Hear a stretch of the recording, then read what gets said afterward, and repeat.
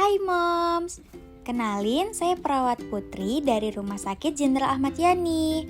Moms bisa panggil saya Sus Putri ya. Di sini saya akan menjelaskan tentang persiapan persalinan. Yuk Moms, simak videonya sampai habis ya. Sebelum membahas mengenai apa itu persalinan, mari kita bercerita sedikit yuk. Tidak sedikit ibu yang meninggal waktu melahirkan bukan? Telah banyak kasus seorang ibu yang meninggal waktu melahirkan. Bagaimana bisa terjadi? Selain karena memang takdir dari Tuhan, ada juga beberapa hal yang bisa memicu kematian. Apakah itu? Yuk kita bahas bareng-bareng. Yang pertama, terlambatnya mengenali tanda bahaya persalinan dan mengambil keputusan. Dan yang kedua, terlambatnya berobat ke puskesmas. Dan yang terakhir yaitu terlambatnya berobat ke tenaga kesehatan. Nah, itu tadi penjelasan 3 terlambat yang menjadi salah satu penyebab tidak langsung kematian ibu. Tenang saja ya Moms, 1 dari 3 kasus terlambat dapat dicegah kok dengan mempersiapkan kelahiran. Tapi persiapan persalinan itu apa aja ya? Oke deh, Sus bakal jelasin nih, jangan di skip ya. Pengertian persalinan itu apa sih? Ada yang tahu? Nah, supaya lebih jelas, Sus Putri akan menjelaskan apa sih itu persalinan. Jadi, persiapan persalinan itu rangkaian peristiwa yang diakhiri dengan bayi cukup bulan atau bayi yang belum lahir, dan setelah itu selaput plasenta dan janin dipisahkan dari tubuh ibu. Nah, itu tadi pengertian dari persiapan persalinan. Sekarang Sus Putri mau lanjut menjelaskan yang lainnya nih. Ingat ya Moms, jangan di skip. Sebelum melakukan sesuatu, pastinya harus ada persiapannya dong. Ya kan? Nah, apa aja nih persiapannya? Moms pengen tahu nggak? Oke deh, Sus kasih tahu ya. Jadi Moms, persiapan yang dilakukan sebelum persalinan, yang pertama yaitu cari tahu tentang perkiraan tanggal persalinan. Yang kedua, suami dan keluarga mendampingi ibu hamil saat melahirkan. Yang ketiga, rencanakan penghematan biaya tenaga kerja atau yang disebut dengan asuransi. Yang keempat, suami dan keluarga menyiapkan kendaraan sewaktu-waktu sesuai kebutuhan. Yang kelima, merencanakan tempat kelahiran dengan bantuan bidan atau dokter di puskesmas. Diusahakan efisiensi terhadap waktu perjalanan ya. Yang keenam, siapkan donor darah yang memiliki golongan darah yang sama dengan ibu hamil setiap saat. Dan yang terakhir, buat rencana darurat untuk pengambilan keputusan. Hal ini termasuk siapa pembuat keputusan utama dalam keluarga dan siapa yang mengambil keputusan ketika pembuat keputusan utama tidak hadir dalam keadaan darurat. Nah, itu tadi ya Moms, persiapannya yang harus disiapkan sebelum persalinan. Sebelum persalinan, kita juga harus tahu loh, tanda dan gejalanya apa aja. Mau tahu nggak Moms? Oke deh, Sus kasih tahu ya. Yuk Moms, disimak. Oke Moms, sekarang mari kita bahas yuk tanda pasti dalam persalinan. Sebelumnya, tanda pasti dalam persalinan itu ada apa aja sih? Yuk disimak penjelasan berikut ya. Jadi, tanda pasti dalam persalinan yang pertama yaitu kontraksi. Kontraksi terjadi secara teratur, makin kuat atau kencang, dan sering. Intensitasnya meningkat bila sambil berjalan. Dirasakan di punggung bagian bawah dan menyebar ke bagian bawah abdomen. Yang kedua, serviks. Serviks melunak dan adanya perdarahan. Dan yang terakhir yaitu janin. Janin sudah memasuki PAP atau pintu atas panggul. Nah, itu tadi ya Moms mengenai tanda pasti persalinan. Selain mengenai tanda pasti persalinan, kita juga harus tahu mengenai tanda dan bahaya persalinan loh Moms. Tujuannya untuk mengurangi kecemasan menjelang persalinan. Untuk tanda dan bahaya persalinan ada 7 yang terdiri dari yang pertama, bayi tidak lahir dalam 12 jam sejak mules atau persalinan yang lama. Yang kedua, tali pusat atau ekstremitas janin menumbung. atau kondisi yang terjadi ketika tali pusat keluar lebih dulu daripada bayi. Yang ketiga, kejang dan tidak kuat mengejan. Yang keempat, air ketuban keruh dan berbau. Yang kelima, retensio plasenta atau tertahannya atau belum lahirnya plasenta selama 30 menit setelah bayi lahir. Yang keenam, rasa cemas berlebihan. Dan yang terakhir yaitu sakit atau nyeri yang hebat. Itu dia moms, ada 7 tanda dan bahaya persalinan. Harus diperhatikan ya moms, jika salah satu dari 7 tanda dan bahaya yang tadi Sus jelaskan terjadi kepada ibu hamil, segera diperiksakan ya moms. Nah, pada masa kehamilan, moms juga harus mengetahui loh apa aja sih tanda bahaya kehamilan itu. Karena tanda bahaya pada kehamilan adalah tanda gejala yang menunjukkan ibu atau janin dalam keadaan bahaya. Maka dari itu, simak penjelasan Sus ya moms. Apa aja sih tanda bahaya kehamilan itu?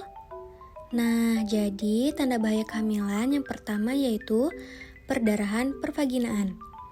Perdarahan pervaginaan harus mendapat perhatian maksimal karena dapat mengancam nyawa ibu dan atau janinnya. Yang kedua yaitu sakit kepala yang hebat. Sakit kepala yang hebat dapat terjadi apabila ibu kurang istirahat, kelelahan, atau menderita tekanan darah tinggi. Yang ketiga, bengkak di wajah, kaki, dan jari tangan. Yang keempat yaitu keluar air ketuban sebelum waktunya. Hal ini dapat mengakibatkan terjadinya infeksi langsung pada janin. Yang kelima yaitu gerakan janin tidak terasa. Yang keenam, muntah terus-menerus dan menolak makanan. Yang ketujuh, penglihatan kabur atau berbayang. Yang kedelapan, demam tinggi jika suhu lebih dari 38 derajat Celcius. Yang kesembilan yaitu kejang. Pada umumnya, kejang didahului oleh makin memburuknya keadaan ibu dan terjadinya sakit kepala, mual, nyeri ulu hati, penglihatan kabur, kesadaran menurun, kemudian kejang. Nah, itu dia ya moms, tanda bahaya kehamilan yang harus diperhatikan. Jika salah satu dari tanda dan bahaya yang tadi Sus jelaskan terjadi kepada ibu hamil, segera diperiksakan ya moms. Selanjutnya, apa aja sih makanan yang harus diperhatikan dan dihindari oleh ibu hamil? Karena pada masa kehamilan, tentunya makanan atau minuman yang moms konsumsi akan berpengaruh terhadap ibu dan juga janin. Kira-kira apa aja ya? Oke deh, Sus akan jelasin ya moms. Makanan apa aja ya yang harus dihindari oleh ibu hamil? Contohnya burger, sushi. Mending simak penjelasan Sus aja deh, biar moms lebih paham. Jadi moms, ada 6 makanan yang harus dihindari oleh ibu hamil untuk mencegah hal-hal yang tidak diinginkan.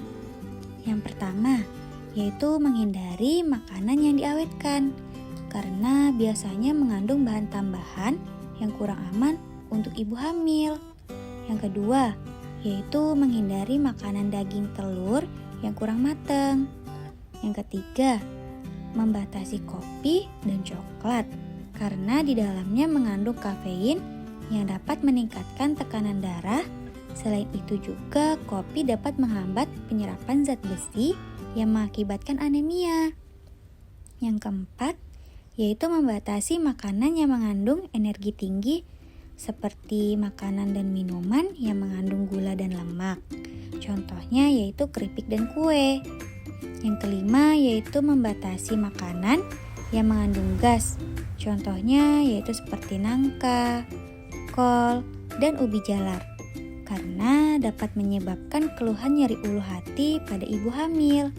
Dan yang terakhir yaitu membatasi konsumsi minuman ringan atau soft drink karena mengandung energi tinggi yang dapat berakibat kenaikan pada berat badan ibu hamil serta janin. Bagaimana nih moms? Makanannya harus dihindari enak-enak ya? Tapi walaupun enak-enak, ibu hamil wajib membatasi makanan yang Sus jelaskan tadi ya, supaya ibu dan dede bayinya tetap sehat. Next, Sus Putri mau jelasin nih tentang zat besi. Yuk moms, disimak. Ibu dengan riwayat anemia harus memperhatikan zat besinya ya moms. Sebenarnya anemia pada ibu hamil itu disebabkan oleh apa sih? Jadi anemia defisiensi besi pada ibu hamil disebabkan oleh perubahan fisiologis pada sistem kardiovaskuler yang membuat darah menjadi lebih encer.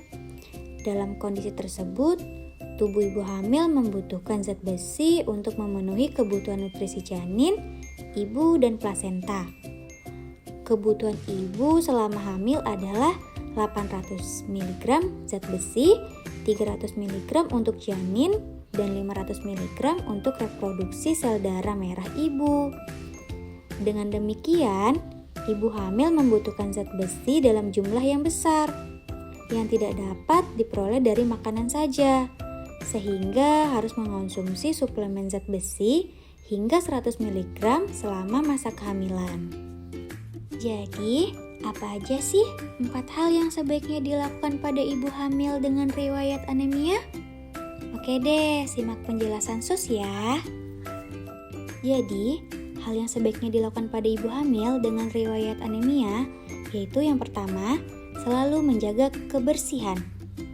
Dan yang kedua, istirahat yang cukup. Dan yang ketiga yaitu makan makanan yang bergizi 3 kali sehari dengan porsi 2 kali lebih banyak dan banyak mengandung zat besi. Dan yang keempat yaitu rutin pemeriksaan kehamilan minimal 4 kali selama hamil untuk memperoleh tablet zat besi dan vitamin serta meminum tablet zat besi tersebut secara rutin. Nah, itu tadi penjelasan dari Sus Putri ya, Moms. Bagaimana nih, Moms? Pastinya Moms jadi lebih paham bukan? Semoga penjelasan dari Sus Putri dapat bermanfaat serta menambah ilmu baru ya, Moms. Mungkin sekian penjelasan dari Sus Putri. See you next time, Moms. Bye-bye.